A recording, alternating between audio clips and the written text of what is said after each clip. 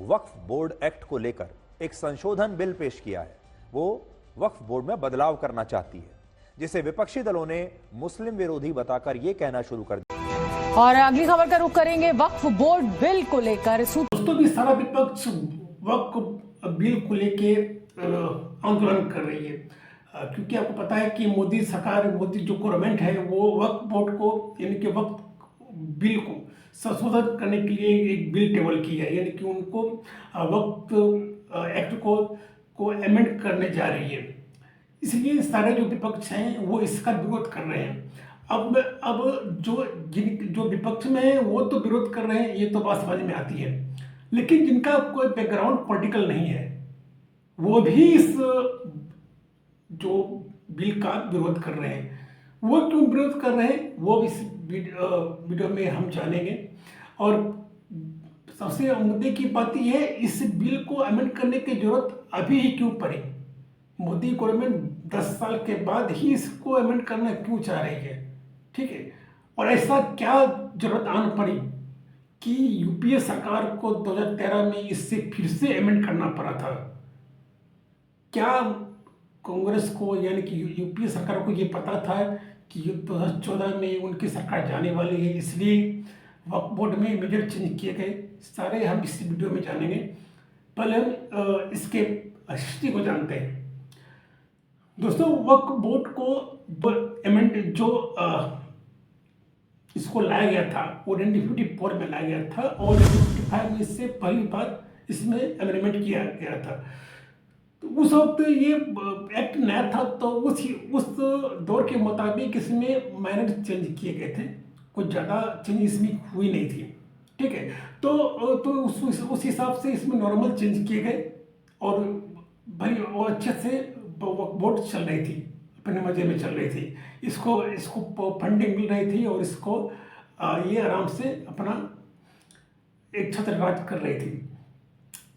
अब वक्त आता 2013 का, जिसमें कि यूपीए गवर्नमेंट ने इसमें मेजर चेंज किया, और चेंज करके इसे और ज़्यादा पावरफुल बना दिया। इसको पावर ये मिल दिया गया कि ये अगर वक्फ बोर्ड अगर किसी भी कोई भी संपत्ति को अगर वो कह दे कि ये वक्फ बोर्ड की संपत्ति है, तो फर्दर इस पे किसी भी तरह की कोई आर्गुमेंट नहीं होगी, नहीं इसकी हाई कोर्ट में जाएगी, इसकी अपील होगी, नहीं सुप्रीम कोर्ट में इसका अपील होगा, और इसमें कोई जजमेंट नहीं, क्या है क्या नहीं है कुछ नहीं। हाँ, ये अगर किसी को आपत्ति है तो वो वक्फ बोर्ड ट्राइब्यूनल जा सकती है, और ट्राइब्यूनल में जो नुमाइंदे बैठे हुए हैं वो सारे वक्फ बोर्ड के ही होते हैं, सब उनके अपने नुमाइंदे होते हैं। तो जाहिर सी तौर बात है, अगर वक्फ बोर्ड कोई अगर किसी संपत्ति को वो बोला वो उसका है, और अगर किसी को आपत्ति है, अगर वो आपत्ति के लिए भी अगर उसी के पास जाए तो जाहिर तौर पे वो अपने फेवर में ही फैसला देगा। तो ट्राइब्यूनल जो है वो वक्फ बोर्ड के लिए ही काम भी करती है, तो जाहिर तौर पे वो उसका कोई फायदा है नहीं, ट्राइब्यूनल रहे और ना रहे उससे कोई मतलब नहीं है, वो फैसला देती है तो अपने फेवर में ही देती है। तो ये सेक्शन 85 में वक्फ बोर्ड के जो एक्ट है 84, उसके सेक्शन 85 में ये मेंशन बाकायदा किया गया कि वो किसी भी कोर्ट में वो उसकी सुनवाई नहीं होगी।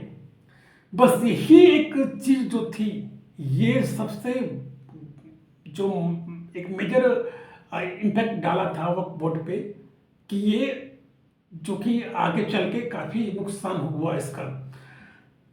अब क्या हुआ कि धीरे धीरे इसकी पावर बढ़ती गई। अब क्या हुआ कि अब पहले से ज़्यादा और पावरफुल हो चुकी थी, तो बीते जितने जब से ये 14 में जब सरकार बनी बीजेपी की, उसके बाद से क्या हुआ कि ये वक्फ बोर्ड की जो है आय भी बढ़ना शुरू हो गई, क्योंकि अब इसे पावर मिल गई थी सेक्शन 85 के जरिए।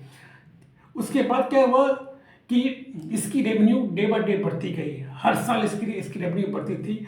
और जब दिल्ली में आम आदमी पार्टी की सरकार बनी, तो आप एक आरटीआई आप दायर कर सकते हैं, अगर आपको मालूम करना हो कि मैं जो आपको जानकारी दिया हूँ वो सच्ची है कि नहीं, कि बीते 5 सालों में आम आदमी पार्टी ने 100 करोड़ की फंडिंग करी है वक्फ बोर्ड को, यानी कि हर साल 20 करोड़ रुपये जो है वो फंडिंग की है वक्फ बोर्ड को। ये आम आदमी पार्टी क्यों फंडिंग की करती है वक्फ बोर्ड को, ये तो पता नहीं, लेकिन वक्फ बोर्ड को फंडिंग जाती है आम आदमी पार्टी के जरिए।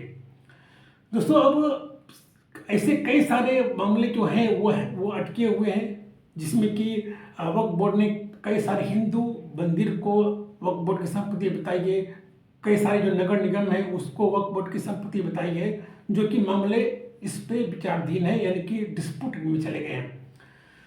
अब मोदी सरकार, हाँ, एक और बात थी इसमें कि इसमें जो है कुछ मुस्लिम लोग जो थे, जो मुस्लिम महिलाएं थी, जो मुस्लिम तलाकशुदा औरतें थी, जो मुस्लिम माइनॉरिटी थे, वो इस बिल को संशोधन के लिए गुहार लगा रहे थे मोदी सरकार से, क्योंकि उनका मानना था कि जो वक्फ बोर्ड में जो इनके जो मेंबर हैं वो सारे हाई सोसाइटी, यानी कि जो भी हाई प्रोफाइल मुस्लिम जो हैं, जो जिनकी पॉलिटिकल बैकग्राउंड है, वो लोग इनके मेंबर हैं। तो वो चाहते हैं कि इनमें जो माइनॉरिटी मुस्लिम हैं उन्हें भी जगह मिले। तो मोदी गवर्नमेंट यही चाह रही है कि एक तो इसमें जो कॉमन जो मुस्लिम है, मुस्लिम महिलाएं हो, मुस्लिम जो माइनॉरिटी हैं, उनको भी जगह मिले। दूसरी बात, मोदी गवर्नमेंट चाहती है कि वक्फ बोर्ड की जो पावर है उसको कम किया जाए, उसको सीज किया जाए। कि अब क्या, पहले क्या थी कि अगर किसी भी लैंड को, अगर किसी भी बिल्डिंग को अगर वक्फ बोर्ड बोल दे कि ये वक्फ बोर्ड की संपत्ति है, तो फिर बस फिनिश, वो वक्फ बोर्ड की संपत्ति हो गई। लेकिन अब क्या है कि अगर अब वो यही मोदी गवर्नमेंट इसको अमेंड करके इनकी पावर को सीज करना चाहती है कि अगर बिल अमेंड हो गई, उसके बाद क्या होगा कि अगर वक्फ बोर्ड अगर किसी संपत्ति को उस पर अपना अधिकार बताती है तो उसकी पहले इंक्वायरी होगी, बिना कोई प्रूफ के, बिना कोई सत्यापन के वक्फ बोर्ड की संपत्ति घोषित नहीं की जा सकती है। यही अमेंडमेंट करना चाहती है मोदी गवर्नमेंट, ताकि किसी भी संपत्ति को सिर्फ बता देने मात्र से वक्फ बोर्ड की ना हो जाए, उस पर फुल इंक्वायरी हो, उस पर जो गवर्नमेंट के जो ऑफिसर्स हैं, जो उस कस्बे में, अगर जिस कस्बे में वक्फ बोर्ड ने अपना संपत्ति डिक्लेयर किया है, उस कस्बे के जो एसडीएम होंगे, जो उस कस्बे के जिलाधिकारी होंगे, वो उसकी इंक्वायरी करेंगे। फुल प्रूफ, जब तक सारी जानकारी ऑथेंटिक ना मिले तब तक वो संपत्ति वक्फ बोर्ड की नहीं होगी। तो कई सारे जो मेजर चेंजेस इसलिए किए जा रहे हैं ताकि वक्फ बोर्ड बिना किसी सबूत के, बिना किसी ऑथेंटिक रीजन के किसी भी संपत्ति को अपना हक ना जताएं। दोस्तों, यही सब कारण था, और इसको लेके काफ़ी विवाद भी चल रहा था कि वक्फ बोर्ड जो है उसकी संपत्ति जो है वो डे बाय डे बढ़ती जा रही है। एक आंकड़ा है, एक न्यूज का आंकड़ा है, जिसमें कि ये बताया गया है कि वक्फ बोर्ड की संपत्ति भारत की तीसरी सबसे बड़ी संपत्ति है। पहला जो है वो रेल मंत्रालय, दूसरा रक्षा मंत्रालय और तीसरा वक्फ बोर्ड। भारत में वक्फ बोर्ड तीसरे स्थान पर आता है संपत्ति के मामले में। आप सोच सकते हैं कि इसको फंडिंग मिल कहाँ से रही है। रेलवे और रक्षा मंत्रालय के पास वक्फ बोर्ड तीसरी सबसे बड़ी संपत्ति होल्ड करती है। तो जाहिर तौर पे इसके पास जो भी संपत्ति है वो इलीगल तौर पे ही इन्होंने डिक्लेयर किया है।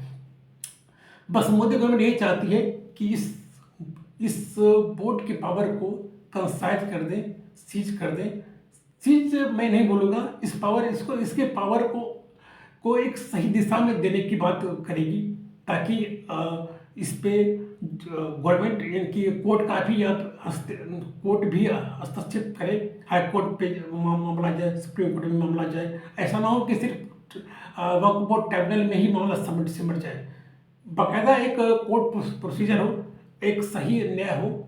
इसलिए इस बिल को अमेंड करने के लिए मोदी गवर्नमेंट टेबल की है पार्लियामेंट में। दोस्तों, मैं ऐसा करता हूँ कि मैंने छोटी सी जानकारी इसमें जो दी आपको ऑथेंटिक लगी होगी। अगर अच्छी लगे तो कृपया लाइक, सब्सक्राइब, कमेंट कर सकते हैं। मैं इसी तरह का वीडियो आपके पास लाता रहता हूँ। तब तक के लिए शुक्रिया, धन्यवाद।